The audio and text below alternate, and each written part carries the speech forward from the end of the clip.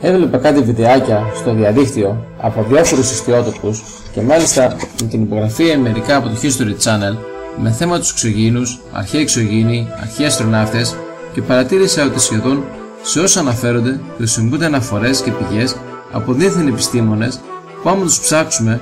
θα δούμε ότι πιο πολλοί από αυτούς είναι συγγραφείς επιστημονικών βιβλίων που προσπαθούν να πουλήσουν τις ιδέες τους και μάλιστα τις πιο πολλές φορές χρησιμοποιούν θολές εικόνες και μακρινές λήψεις για να μας δείξουν τις ανακαλύψεις τους που τόσους αιώνες κάποιοι μας κρατάνε κρυμμένες.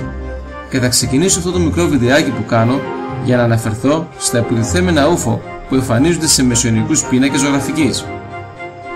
Άμα τους δούμε όπως μας τους παρουσιάζουν, σε χαμηλή ανάλυση, χωρίς πλήρη απεικόνηση και αποσπασματικά, θα μπορούσαν να είχαν και δίκιο. Άμα όμως τους δούμε με όλες τις λεπτομέρειες από κοντά και σε πλήρη εικόνα, εξηγούνται όλα εύκολα και φυσικά με λίγη γνώση βυζαντινής τέχνης, και αυτό γιατί αν ο απλός κόσμος γνώριζε ότι η απεικόνιση του ήλιου και της σελήνης είναι πολύ κοινή στη βυζαντινή τέχνη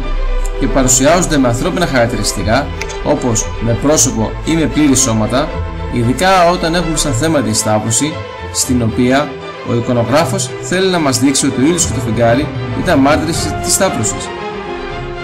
τότε είμαι σίγουρος ότι σε καμιά περίπτωση δεν θα περνούσε κανείς από τους τηλεθεατές τους